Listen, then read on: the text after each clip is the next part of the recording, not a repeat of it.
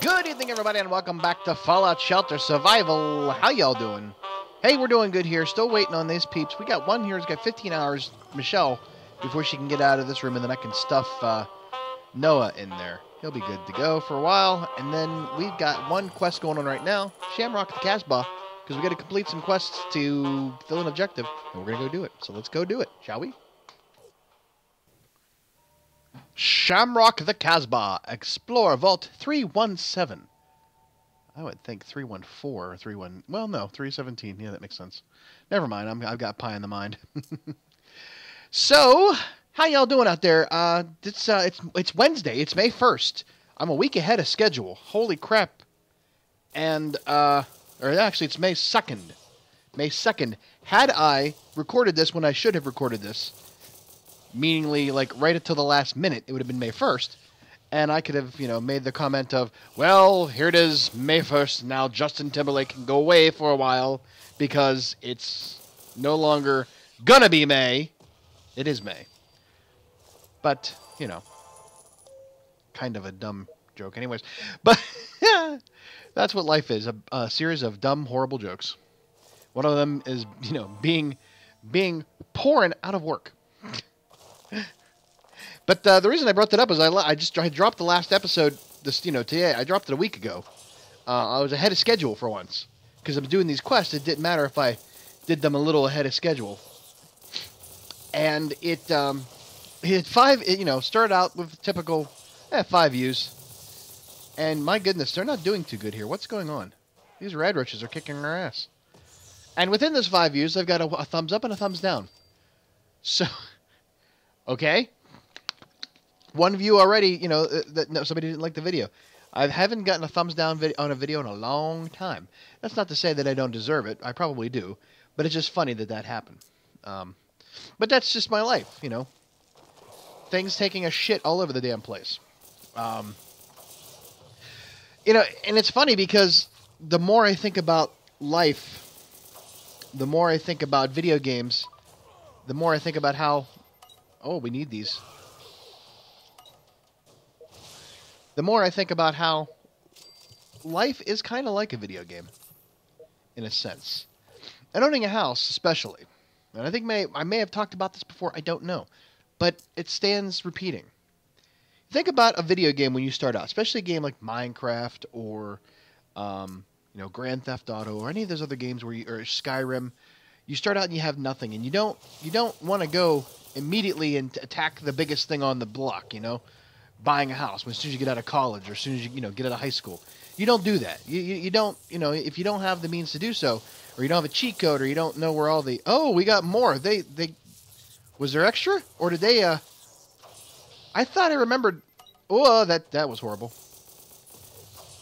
Yeah, you kind of got screwed there a little bit. Oh, you're fine. Don't worry. You're fine. I'm not going to waste it on you until this guy's done.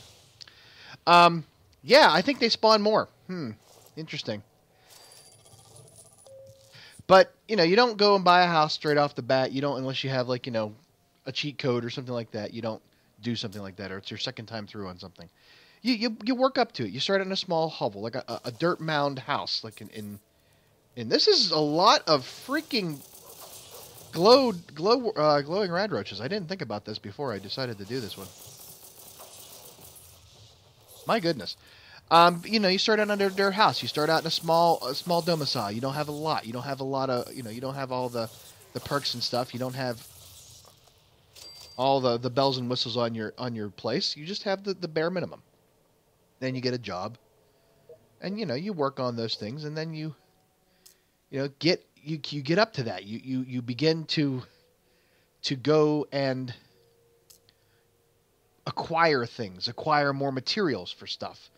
Then you maybe acquire a real house, and then you actually, you get all the stuff to build a house in Skyrim, or you buy your house in Skyrim, or you have to become the Thane of Whiterun to become, to own a house, stuff like that. It's never just automatic. It has to come from working on things and gaining levels and doing all that stuff. It's just like real life. You get a job, you start making some money.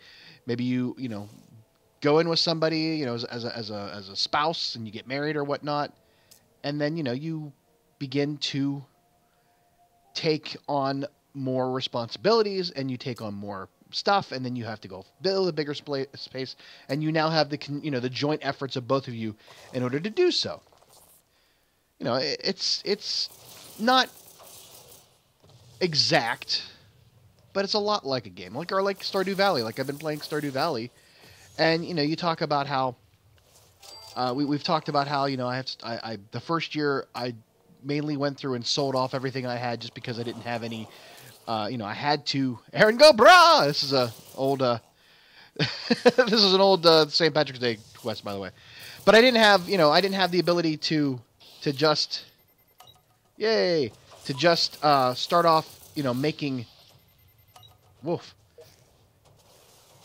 all of the, you know, the produce, like the pale ales and the jellies and stuff like that, and using the loom and all the things that, you know, that make you the real big money in life.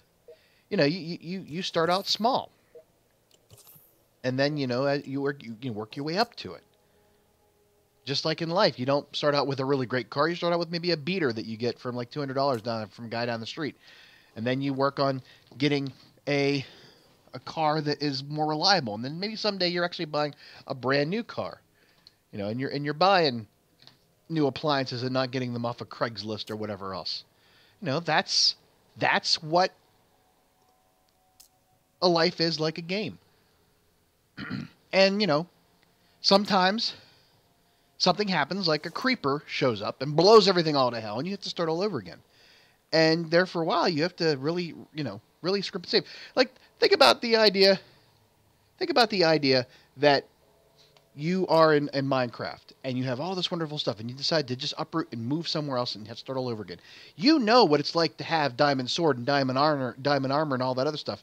But then you go somewhere else and you don't have that, and it's like, man, I really miss having a hopper to take everything over here. I miss having this automated system. I miss having all the, you know, these pistons to do all this work and everything else. That is how. Well, that's disappointing. Clover sprigs are supposed to have three leaves only. All these samples must have, but all the samples here have 4 leaves. Must be a different plant. Well, rotten luck. Well, oh, look, we got 2 Nuka-Cola Quantums. Yeah, hooray!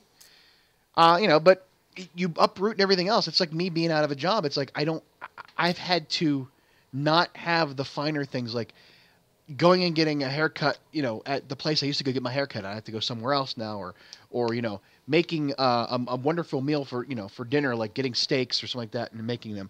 I'm making Knorr's noodles, you know, at night sometimes, or I'm, you know, reheating things or having cereal, for God's sakes. It's just, that's what it's been like, you know, in this dry spell, and not, you know, not being able to, you know, I have a couple of things that I need to get replacement parts for, like, you know, a lamp or whatever else. And I just have to deal with the fact that I can't do that right now. I have to save because I've got bills that need paid first, instead of just these, you know, they're not luxury items per se, but they're items that I can live without for the time being because I have to wait until I have the money to do so. You know, and as I continue to look for a job and I continue to make a little bit of money off my shirts and use that to suffice, things become, you know, scaled back. I'm going to get rid of my cable. I have an antenna and a Fire Stick, and that's all I really need. You know, instead of having, you know, cable channels, 150 some channels with nothing on every day. You know, there's a couple things I would like to see all the happen, but I'm kind of waiting until all the shows I watch are in hiatus before I do something like that. And it's, you know, that's kind of how a video game is. You move to another place, or you start over somewhere and you have nothing, or you start a game over from the beginning and you've got nothing, and you know what it's like to live the good life, and you have to go back and start over again, and it sucks. And that's how it is. But we don't suck. We made through. Let's heal up all our peeps here. Make sure they're okay. We managed to survive the onslaught of glowing rad roaches. How about that? Kick ass for us. We're going to go back to the vault because we got some recipe fragments and some Nuka-Cola Quantums. Oh, yeah. And they are going to be an hour out. We'll bring them back now. You know what? No, we're not. We're not going to bring them back. I will wait till they get back in so I can save on some Nuka-Cola Quantums. You know, like I should be doing in my life. But that will bring us a few of, excuse me, that'll bring us a few of those. We need, what, 16, 15 more critical hits. I think we got about maybe 4 or 5 of them out of the way. That's good. And you know, that'll give us another new Call of Quantum, and we're completely the Overseer quest just because we haven't done it yet, because we're in survival. And one of the great comments that I had on the last video that I only had a thumbs up and a thumbs down on was that they love me playing survival because they're too chicken. They say they're too scared to play survival. Well, guess what? So was I. And yet here we are. We are doing it. We are kicking it survival style because, you know, we just took it slow. We started out small. We didn't try to attack the big mean guy at the end of the game first. We waited. We worked up to it. We worked up to going in against these quests that, you know, like that glowing rad roach one. That would have sucked. My old vault, if I would have lost somebody in that situation and they would have just died, it would have been okay. I mean, they would have just plopped out. I would have just paid 2,000 caps or whatever it was costing, and they'd come back from the dead. But now, if they die, they're dead. It's you dead, you dead. You know, it's permadeath. That's what survival is. And it's, you know, we've lost one vault dweller since we started this road 42 episodes ago. And we're still going. So when those peeps get back in, we're going to take on another quest, probably the second quest in that line. Irish eyes are glowing. We're not going to do anything else right now because, my goodness, look at all that. And I've done them all before, and it's not really that fun. You know, I'll do them on my own time. Who knows? So there you go. When they get back in, we'll send them back out, and we'll pick it up from there. So see you in a few. Okay, and our peeps are back. Welcome back. Welcome back. Yes. Boop. Come on in. Come on in. Oh, okay. I guess I didn't collect. Sorry. Oh, we can make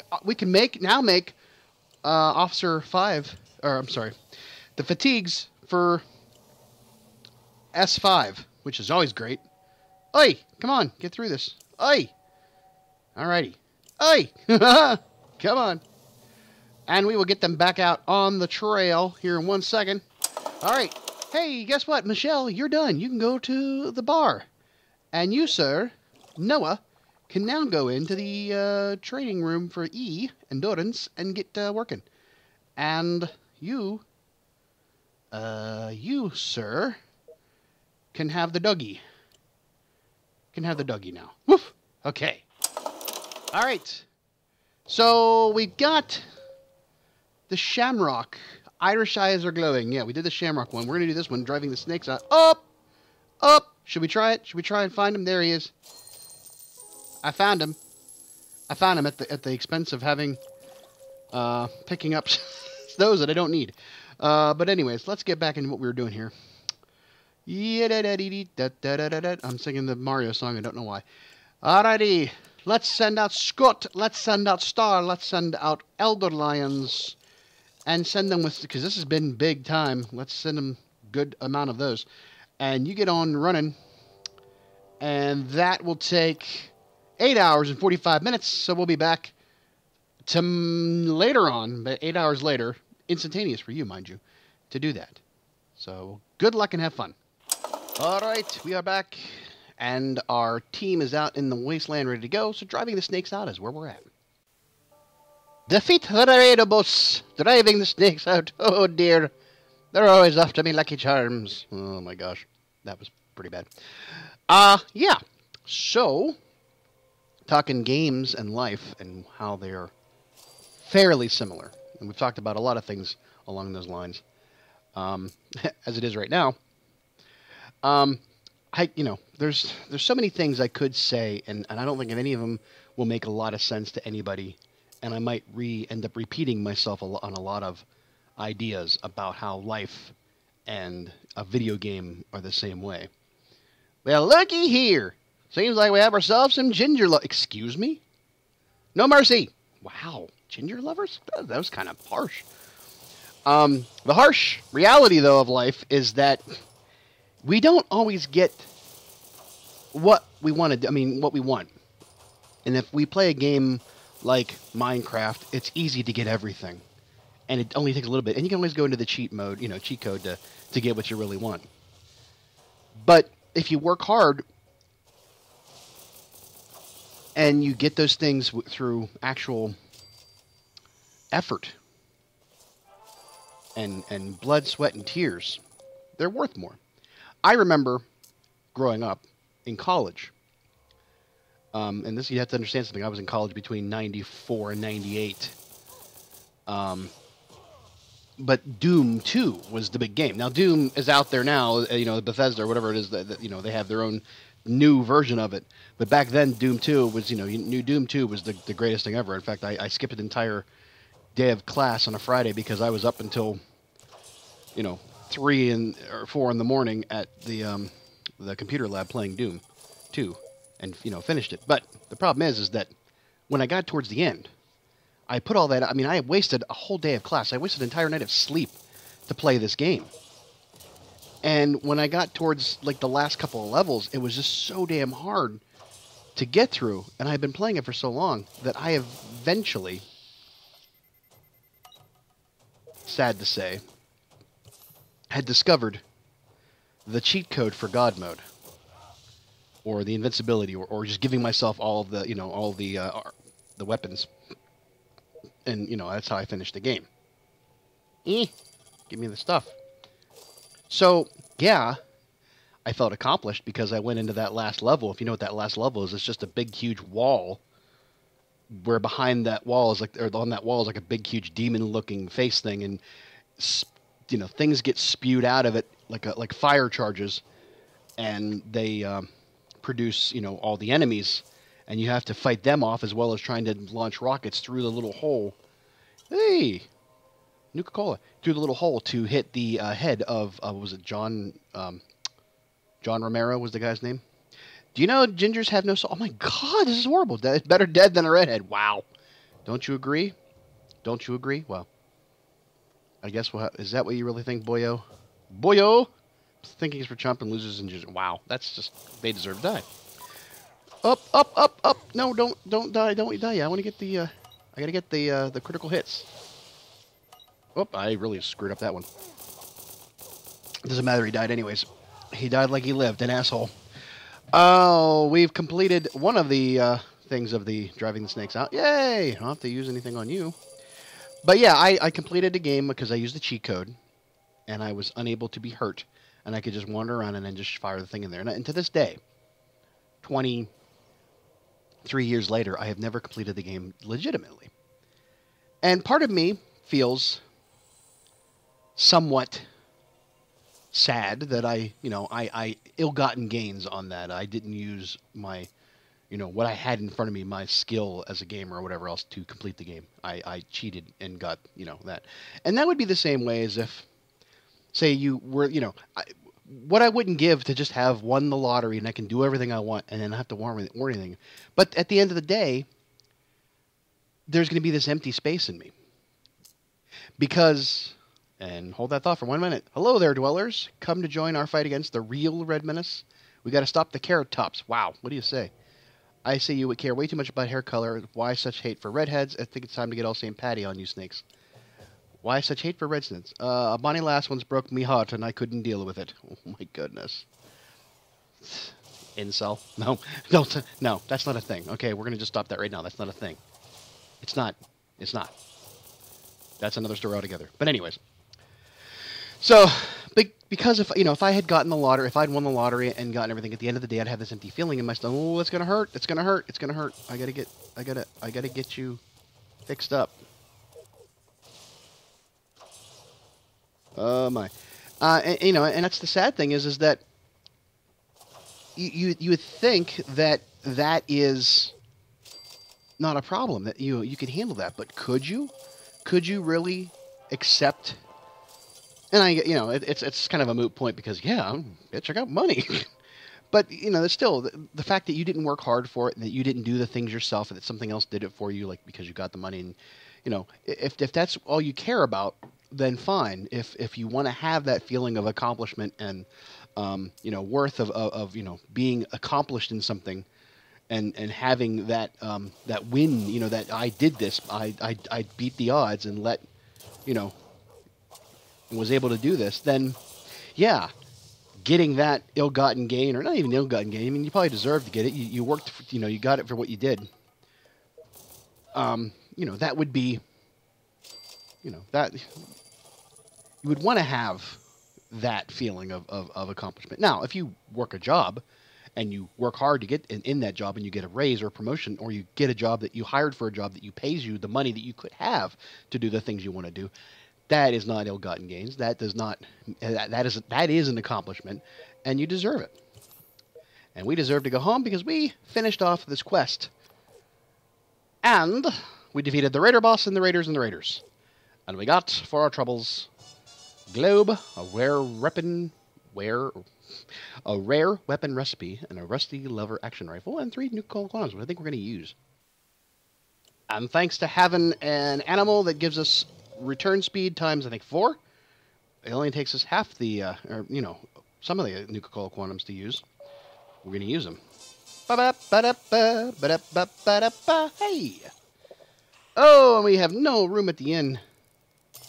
No room at the inn. We got to get rid of some stuff, or we ain't going to make it. Alrighty, we made some room. You can come in. Find a Weller rifle. Okay, we have 5 more critical hits we got to hit. And we've already completed all of the quests. Hot diggity damn, Sam. That was for coins. So now, scrap 27 weapons or outfits for a lunchbox. I think, let me do some checking here and I'll be right back. Okay, we have some time. And this is going to be a good thing for us. This Irish Eyes Are Glowing Part 3, the end of the rainbow. It's going to give us some good stuff. So we shall take our peoples that we've been using. Any bonus? Oh yeah, we got cocoa bean. Cocoa bean. That is a well, look at that. That is husky. We're switching you out. Because my goodness, why didn't we do that before? Cocoa bean. That dog is a 4 times return. Up. We got to go look for him. He's right there. Got to go look for him right there. All right, let's get this done. We need to get this done. We got to get out there because we're wasting our time. The reason I did this is because we were coming up short of a standard episode that I usually put in there. So let's get out there and go, friends. Come on. Up. And we better take good care of you. There we are. All right, head out there. It's going to be a while to get out there. I don't want to use 7. So we are going to... it's 14 hours from now. So we are going to come back and we'll do that last quest and talk some more about video games, if you don't mind. All right, our peeps are out in the field. We're going to go take them on another quest at the end of the rainbow for the Shamrock Surprise, whatever the hell that thing's called. Shamrock Surprise. End of the rainbow. Find the main treasure trove. It's Irish Eyes Are Glowing. That whole thing is what we're doing. So I forgot. You know, when we started this thing out, it was a lot different. I didn't remember it differently, but it's coming back to me. And we were talking about gaming. We were talking about games and life. Ooh, and how things are somewhat, games are like a lot like life. We talked about, how things, you can't just jump into life right off the bat. You kind of have to work up to stuff. And then what about when you come towards the later part of your life, or at least adulthood, and the things that you remember growing up that were so much fun aren't what you remembered how they were, or some things hold up better than you thought they would. No need to turn around. This is the right way, they say. I can remember, and I don't have any huge specific things that I can think of. I was racking my brain trying to think of something that would, as an analogy to what I'm talking about. But you'll understand what I mean. So when I was a kid, we had Ataris growing up. One of the greatest games I remember playing was a game. It was so simple in its design and execution. It was basically a game called Frogs and Flies. It might be called something else by, there's other versions of the game, what have you. But the main point of the game is it's rudimentary as it is and as simple as it is because it's an Atari game, so there's not much to it. Basically, 2 lily pads in a pond in like a nature setting. 2 frogs. 2 frogs sitting there, jumping back and forth as flies go by, and it's a time limit, and you go from lily pad to lily pad, trying to get all the flies you can before the time runs out. Oh, damn it. I wanted to get that guy. Shh. Don't steal that from me. I have 5 more to get. So you have a time limit. It's like a day cycle from, early dawn until dusk to catch as many flies. And whichever frog catches the most flies wins. Very simple game. And that was one of my favorite games growing up. In fact, you could toggle the difficulty on old Atari games to unlock a different style of play. And in this one, instead of jumping from lily pad to lily pad, back and forth in a perfect arc, the expert difficulty allowed you to sort of jump different arcs, different, velocity, different angles from lily pad to lily pad, sometimes missing the lily pad and going in the water, which takes time off the clock. But it made it more, exciting. Speaking of exciting, what do you dwellers want? Don't tell me you're after Sean's treasure too. Who's Sean? There won't be much left by the time someone finds it. We're not even sure it exists. Aren't you Sean's muscle? I heard the treasure's at the other end of the rainbow. If we believe in it, then it exists in our hearts. Let's see how that works. On that topic, do you believe in bullets? Well, shit. That didn't work out the way I wanted it to. But I will take the 5 times damage critical hit on that sucker. Oh, I only got 3 out of that one. I need to up you. Weren't one of you as, I guess I didn't. But anyways, frogs and flies. Find the end of the rainbow. Find the secondary treasure trove. I guess we did. And at the end of the day, it just had this like little lightning bug pulls towards the end at the end, and it's like just goes into dusk, and it's like the colors change. That's how Atari games worked. And I loved that game. I would get up for school every morning, and while I was eating my Pop-Tarts or whatever, I'd go and play that game before I had to go catch the bus or walk to the bus stop. And I did that probably until the age of 11, 12, or 13, man. I played that game. I loved that game. But, that was right at the end of that was actually after the end of the Atari craze, and we were going into the Nintendo and Sega craze at that point. And that was like 1986, 87 probably, abouts that I played that game. And then 10 years went by. 10 years went by. So we're talking the 1990s, 1997. I was working at Cedar Point. I was 22 years old. And one of my friends who lived down the hall from me brought an Atari from home and had that game. And I was like, this is awesome. This is great. I love this game. I used to play this game all the time when I was a kid. And they're like, seriously? This game? We're like, okay. And I said, but you don't understand. What if you were like a frog and you could just do this all day long? And it was kind of like a quote. We had like top 10 quotes of the summer. And that was definitely on the list for top 10 quotes of the summer, of me saying, what if you could be a frog and just do this all day? Because that would be, life would be simpler if it was like a video game, that particular video game. But still, the game itself did not really hold up that well, considering that by the time 1997 rolled around, we had PlayStations. We were playing, Resident Evil 1 on a PlayStation. We had kick-ass games, like you had Crash Bandicoot, and I'm looking back in this old Atari game thinking this is the, pinnacle of my experience. So it doesn't really hold up all that well. It doesn't really hold up all that well compared to things. The things you remember as in your childhood that you come back to later in life thinking that, oh yeah, I remember being a kid and doing this and doing that and it was really great. And then you try it as an adult and you realize that it's not all that great anymore. That it really doesn't have the same, the same allure and it doesn't really hold up. It's not as clean as you remembered as it was. It's not as fun or it's not as exciting. And you tend to see the cracks in the veneer of whatever that thing is. And you realize that maybe perhaps I've really misjudged or I was just too young to see the veneer, through the veneer and see the cracks and the really bad stuff behind it. And that's pretty much adulthood. Telling your parents one day that, I can't wait till I'm old enough to get my own place and move out of here and you won't be able to tell me what to do. And then you're like, crap, I've got bills, I've got responsibilities, everything's leaking and shit's falling apart and I have no money for any of it. And how did mom and dad do this? How did they pull this up when they were my age and starting out? And I cannot believe that I'm failing at this horribly. Those are the two things you think about when you look at the idea of what a video game versus life. is that things that you remember growing up aren't as good as they were, or aren't as exciting as they were. Being a grown-up wasn't as all it's cracked up to be. Games, frogs and flies in an old Atari game, not all it's cracked up to be when you know what's coming down the pike 20 years from now and you can see where the advancements come. And sometimes, there are things in your life that do hold up. There are games that sometimes hold up. Going on a family vacation.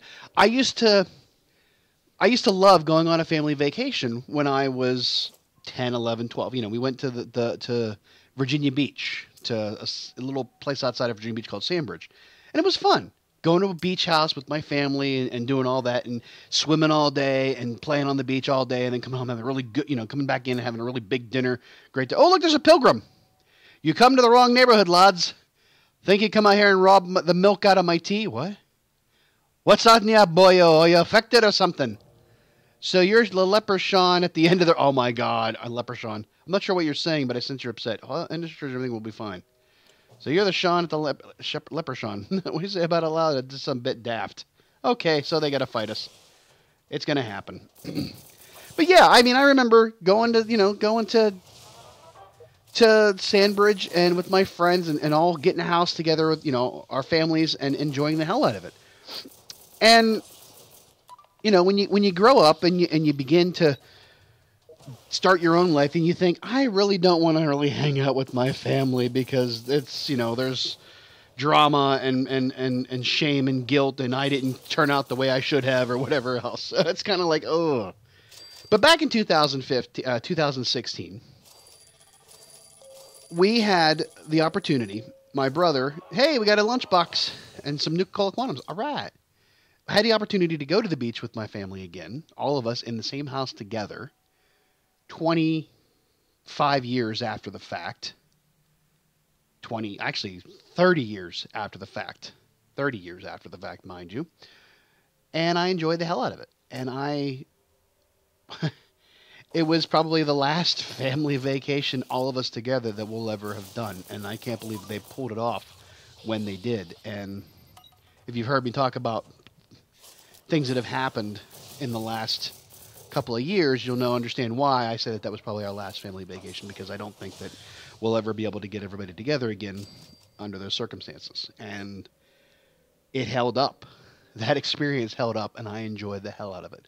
Going out to dinner with my family, having crab legs and doing all that stuff, and watching my father play in the sand and build a sand castle like a little kid. Those are the kind of things that I'll remember always.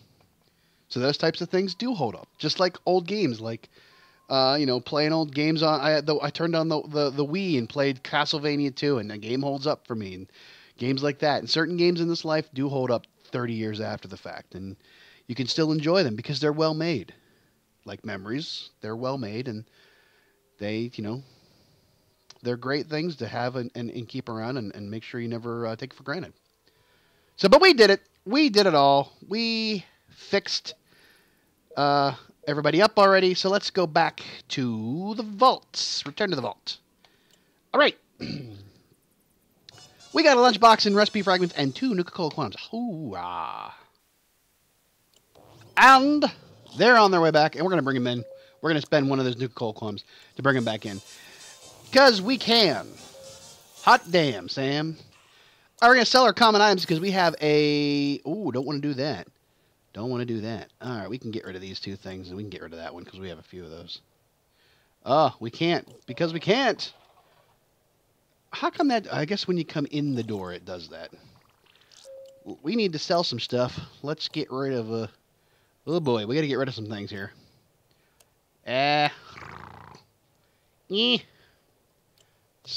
Oh, we can't scrap the inventory while we can't scrap while inventory's full. Hold on a second. All right, we figured it out. They can come in now. Come on in. All right, we got our 32 critical hits. So that gives us another Nuka-Cola Quantum. We got those 2 themes, or those 2 recipe fragments, and a theme fragment as well. Those 2 theme fragments. We're not going to be doing any of that construction just yet. And they're coming back in, and that's... I think we're going to give them a break on all that for now. Every one of them is... Yeah, we are pretty good for right now. We are very good for right now. Okay. And I don't know that we're going to get 410 food in under 1 minute with only one thing there. It's probably not going to happen very well. But we've got 14 ball dwellers in our vault. And I will just, all I'll do as I did before, I will send the 5 that I have out and back into the wasteland 3 times, and that will give me my 14 dwellers. And is that for anything special? That is for caps, so it's not that big of a deal. And scrap 27 weapons or outfits. I'll do that offline, get that going, and we'll be in good shape there. Now, I've got some important stuff to talk about, and we're probably going to get attacked in that time, but it's okay, because I have plenty of... Yep, there it is. There it is. Can I get you there fast enough to take care of it? I highly doubt it. I highly doubt it. It ain't gonna happen. You're gonna come down here and we got problems. We're gonna have problems. Because that Mr. Handy is slow as shizat. Alright, you gotta come back here. No, you gotta come back here. You gotta come back here. Okay. Well, this did not go very well at all. I am upset with myself on this. Oh, I can't sit and jibber jab about. I gotta take care of the problem here. Okay, we did it. Everybody died. I mean, everybody that was supposed to die died. Well, that was fun, wasn't it? Okay, so, with that being said, we got some things to talk about at the end of this episode. Now, it is very possible that you are watching this episode on Wednesday of the week, because that's when Fallout Shelter videos come out. However, if you are a patron, and I got one patron so far who donated, pledged, however you want to call it, tipped, however you want to call it, a pretty decent amount of money towards the channel, and I'm very, very thankful to him. So, of course, he gets a shout-out to Mr. James Smith. Thank you very much for contributing to the madness that is the Angercast. That also means that, guess what? You are now James Smith. This looks nothing like Tyrion Lannister, like his his channel thing. He's his avatar for his account on the comment that he left about asking about how to become a patron, and he was gracious enough, and he was, of course, of getting a T-shirt because of his level of donation. He gets a reward of a T-shirt. It's out. It should be coming out to him. It's been ordered and shipped, hopefully, real soon. It also comes with a sticker, an Angercast sticker, and an Angercast shirt. Of course, all is advertised. And here's the thing. As I said, the videos come out on Wednesday. Some more people, jackasses, want to get on the fun. That's Bottle and Cappy there. But James is going to be able to have the ability to watch this video, before everybody else. I have increased, and there's a reason why I did this. I've increased the amount of reward for $1. If you are a $1 patron, and that is only, of course, if you stay a $1 patron, at least a $1 patron. If you do the one-time contribution, then I can't help you because it requires you to have a subscription, is what I'm saying. Because I'm just now figuring out how this Patreon stuff works. I'm not very good at it. I'm not exactly sure how I can make it work the way it should, but for $1 or more, of course, you get the shout out for thank you for being a patron. Of course, James Smith got his shout out as being part of that. He also gets early access to the video, so I can publish the video as a private, unlisted video. Unlisted video, published but unlisted, meaning that you can't have access to it unless you know exactly where to find it. But then I can go and put the link to that video on my Patreon page as a post, and that charges the patrons, as it were, and gives you access to see it if you have the link. And only members have access to the link because members would only be able to see that particular post. So that's how you can become a, early access member to the Angercast for Fallout Shelter videos. Now, as we go further down the road, I might decide to make other videos besides Fallout Shelter early access. It all depends. All depends on the amount that I can generate. Being said, because it is per post, per you charge per post, and I don't want to keep charging people ahead of time for the video or not charging them depending on how that works. I want to be fair across the board. So that is another level of reward for you as a patron. I know it's not much, but I mean, for $1, I mean, come on, folks, everybody got $1 they want to throw around. For, you're talking $12 a year. $12 a year to have access to 52 videos early, as it were. And I'm getting to the point now where I can record these videos ahead of time. I finally get it into that groove where I can record the video and have it posted before the normal due date. So that way I can make that happen. So there you go. That's how we're doing it, folks. So, James, you are the guinea pig. I apologize, but you're getting a shirt. You're getting a sticker. Thank you for your donation. I really, really appreciate it. I'm glad that you are out there and you are patronizing us YouTubers out there, since we cannot monetize these videos unless we are able to get 1,000 subscribers. There you go. But, he's already probably seen this, and just don't give it away. Don't spoil it for them. But, he can sit there and say, guess what? I was early, so he can say it first before everybody else, since that seems to be a thing that people do. I'm rambling now because I'm finding to fill time. I don't know why. So that's it. That's all I got. We'll keep on trucking. Remember, go to the Patreon. It's in the description there. It'll tell you everything you need to do to become a one-time member or to become a sustaining member of $1 or more, and you get free access a day early to Fallout Shelter videos, because that's why you're all here, right? No, I know. But that's it for tonight. I want to thank y'all for joining me on the ride, and hope you have a great week out there. Take care. We'll see ya. Bye-bye.